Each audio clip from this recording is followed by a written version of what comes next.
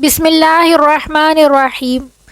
سلیم جن کا نام رمیثہ بنت ملحان تھا، ایک پاک دامن، سنجیدہ، باوقار اور دانشمند خاتون تھیں۔ خوبصورتی کے ساتھ ساتھ اللہ نے انہیں خوبصورتی سے بھی نوازا تھا۔ مدینہ کے ایک کافر زید بن سہل نجار ابو طلحہ کو جب یہ بات معلوم ہوئی کہ سلیم نجاریہ اپنے شوہر کی وفات کے بعد بیوہ ہو گئی ہیں، تو سلیم کی خوبیوں کو جانتے ہوئے ان کے دل میں یہ خواہش پیدا ہوئی کہ وہ سلیم کو اپنی شریک حیات بنا لیں۔ چنانچہ انہوں نے اس بات کا ارادہ کیا کہ دوسرے خواہش مندوں سے پہلے ہی ان کو نکاح کا پیغام بھجوا دیں۔ انہیں اس بات کا بھی یقین تھا کہ سلیم ان کے مقابلے میں کسی دوسرے کو ترجیح نہیں دے سکتی، کیونکہ وہ خود بھی عرب معاشرے میں اونچا مقام رکھنے والے ایک دولت مند اور وجیح شخص تھے۔ اس کے علاوہ وہ اپنے قبیلے بنو نجار کے چند جری اور بہادر شہ سواروں اور تیر اندازوں میں سے ایک تھے۔ یہ سب سوچ کر ابو طلحہ نے بذات خود پیغام لے جانے کا ارادہ کیا اور اسی غرض سے سلیم کے گھر کی طرف چل پڑے۔ لیکن راستے میں ان کو خیال آیا کہ سلیم مکہ سے آئے ہوئے دائی مصعب بن عمیر رضی اللہ تعالی عنہ کی باتیں سن کر محمد صلی اللہ علیہ وسلم پر ایمان لا کر ان کے دین کی پیروی اختیار کر چکی ہیں، مگر پھر انہیں خیال آیا کہ اس میں کوئی بڑی بات نہیں۔ ان کا پہلا شوہر جس کا انتقال ہوا ہے اپنے آباء و اجداد کے دین پر ہی کاربند تھا اور محمد صلی اللہ علیہ وسلم کی دعوت سے بے تعلق تھا۔ اس خیال سے خود کو تسلی دیتے ہوئے ابو طلحہ نے سلیم کے دروازے پر دستک دی تو سلیم نے ان کو اندر آنے کی اجازت دے دی۔ اس وقت ان کا بیٹا انس بھی وہاں موجود تھا۔ ابو طلحہ نے بات شروع کی اور حرف مدہ زبان پر لائے، لیکن اس وقت وہ سخت حیران ہوئے جب سلیم نے ان کی توقع کے برخلاف جواب دیتے ہوئے کہا، ابو طلحہ، آپ جیسے معزز و معتبر شخص کی بات رد نہیں کی جاتی، لیکن جب تک آپ کفر و شرک پر قائم ہیں میں آپ سے نکاح نہیں کر سکتی۔ ابو طلحہ نے سمجھا کہ سلیم بہانہ کر رہی ہیں، دراصل وہ کسی ایسے شخص کو میرے اوپر ترجیح دے چکی ہیں جو مال اور افرادی قوت کے لحاظ سے مجھ سے برتر ہے۔ چنانچہ انہوں نے کہا، سلیم، خدا کی قسم میں سمجھتا ہوں کہ تمہارے انکار کی اصل وجہ یہ نہیں ہے۔ اچھا تو پھر کیا ہے میرے انکار کی اصل وجہ؟ سلیم نے پوچھا۔ جاہ و حشمت اور مال و دولت، ابو طلحہ نے جواب دیا۔ مال و دولت؟ سلیم نے حیرت کا اظہار کیا۔ ہاں، ابو طلحہ نے کہا۔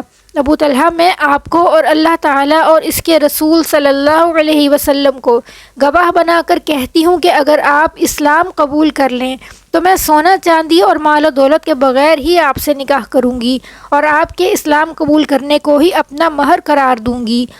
سلیم رضی اللہ تعالی عنہ کی یہ بات سن کر ابو طلحہ کا ذہن اپنے اس بت کی جانب منتقل ہو گیا جس کو انہوں نے نہایت نفیس اور قیمتی لکڑی سے تراشا تھا اور قبیلے کے دوسرے رئیسوں کی طرح اسے اپنے لیے مخصوص کر رکھا تھا۔ لیکن سلیم رضی اللہ تعالی عنہ نے گرم لوہے پر مزید ضرب لگاتے ہوئے کہا، ابو طلحہ، کیا آپ کو یہ بات نہیں معلوم کہ اللہ کو چھوڑ کر آپ جس معبود کی پرستش کرتے ہیں وہ زمین سے اگا ہوا ہے؟ میں یہ بات اچھی طرح سے سمجھتا ہوں۔ ابو طلحہ کے لہجے میں قدر ندامت تھی۔ کیا آپ لوگوں کو اس بات پر شرمندگی کا احساس نہیں ہوتا کہ جس درخت کے ایک ٹکڑے کو اپنے ہاتھوں سے تراش کر معبود بنا کر آپ اس کی پرستش کرتے ہیں، اس درخت کے دوسرے ٹکڑے کو کوئی دوسرا شخص آگ جلانے کے لیے ایندھن کے طور پر استعمال کرتا اور اس پر کھانا پکاتا ہے؟ انہوں نے ایک لحظہ کے لیے رک کر مزید کہا، ابو طلحہ، اگر آپ اسلام قبول کر لیں تو میں آپ کے ساتھ رشتہ ازدواج میں منسلک ہونے پر راضی ہوں، اور اس صورت میں اسلام کے سوا میں آپ سے کسی مہر کا مطالبہ بھی نہیں کروں گی۔ سلیم رضی اللہ تعالی عنہ کے الفاظ نے ابو طلحہ کے دل پر کاری ضرب لگائی اور وہ دائرہ اسلام میں داخل ہونے کے لیے تیار ہو گئے۔ انہوں نے سلیم سے پوچھا کہ مجھے اسلام میں داخل ہونے کے لیے کیا کرنا ہوگا؟ تو حضرت سلیم رضی اللہ تعالی عنہ نے جواب دیا کہ آپ اپنی زبان سے کلمہ حق ادا کرتے ہوئے دل سے اس بات کی شہادت دیں کہ اللہ کے سوا کوئی معبود نہیں اور محمد صلی اللہ علیہ وسلم اللہ کے رسول ہیں، اور اپنے گھر جا کر اپنے بت کو توڑ کر پھینک دیں۔ یہ سن کر ابو طلحہ نے بے ساختہ کلمہ حق لا الہ الا اللہ محمد الرسول اللہ پڑھا اور ان کا چہرہ خوشی سے جگمگا اٹھا۔ اور دل ایمان کی روشنی سے منور ہو گیا۔ پھر انہوں نے سلیم سے نکاح کر لیا۔ مسلمان اس نکاح کے متعلق کہتے تھے کہ ہم نے آج تک کسی مہر کے بارے میں نہیں سنا جو سلیم کے مہر سے زیادہ بہتر اور قیمتی ہو۔ انہوں نے اسلام کو اپنا مہر قرار دیا۔ اس کے بعد ابو طلحہ نے اپنی تمام تر صلاحیتیں دین اسلام کی خدمت کے لیے وقف کر دیں۔ وہ ان 70 افراد میں سے تھے جو بیعت عقبہ میں شریک ہوئے۔ اس وقت ان کے ساتھ ان کی زوجہ سلیم رضی اللہ تعالی عنہا بھی تھیں۔ وہ ان 12 آدمیوں میں بھی شامل تھے جن کو رسول اللہ صلی اللہ علیہ وسلم نے مسلمانان یثرب کا نقیب بنایا تھا۔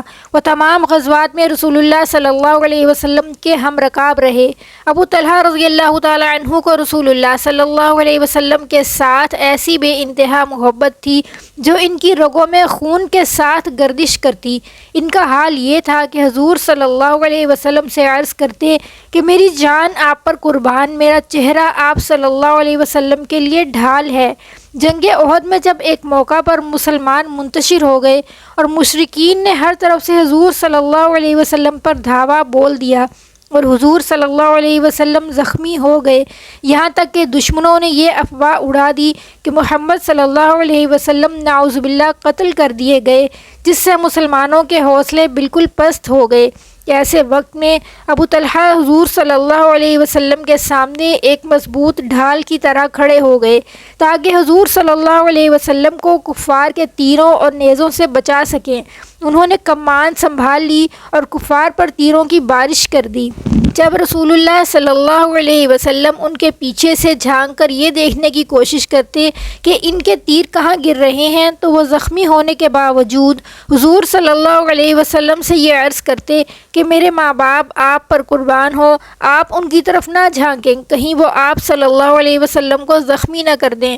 حضرت ابو طلحہ رضی اللہ تعالی عنہ کے پاس کھجوروں اور انگوروں کا ایک باغ تھا جو اپنے درختوں کی کثرت، پھلوں کی عمدگی اور پانی کی شیرینی کے لحاظ سے یثرب کے تمام باغوں سے عمدہ تھا۔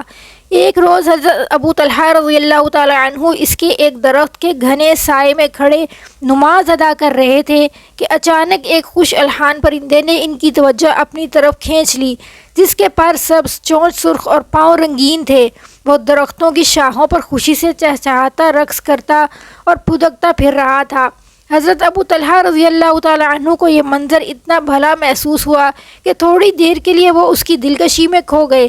جب ان کی توجہ نماز کی طرف واپس آئی تو وہ بھول چکے تھے کہ انہوں نے کتنی رکعت پڑھی ہیں۔ 2، 3، 4 وہ سوچتے رہ گئے مگر کچھ یاد نہیں آیا۔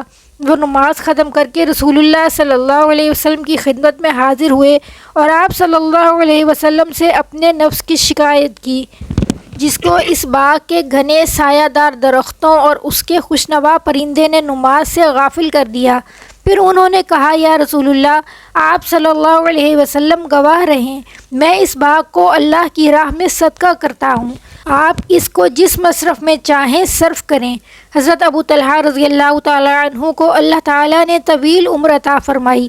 وہ حضور صلی اللہ علیہ وسلم کے وصال مبارک کے تقریباً 30 سال بعد تک زندہ رہے۔ انہوں نے اپنی پوری زندگی مجاہد فی سبیل اللہ کی حیثیت سے گزاری۔ حضرت ابو طلحہ رضی اللہ تعالی عنہ مسلمانوں کی فوج کے ساتھ سمندر کا سفر کر رہے تھے تو ان حالات میں وہ سخت بیمار پڑے اور اسی بیماری میں اپنے رب سے جا ملے۔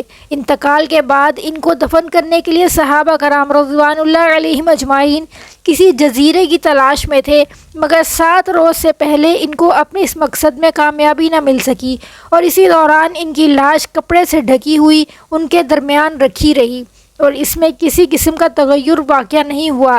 ایسا لگتا تھا کہ وہ بڑے آرام سے سو رہے ہیں اور ان کو ان کے اہل و عیال اور ملک و وطن سے بہت دور سمندر کے درمیان دفن کر دیا گیا۔ اللہ جل شانہ کی ان پر ہزار ہار رحمتیں نازل ہوں، آمین ثم آمین یا رب العالمین۔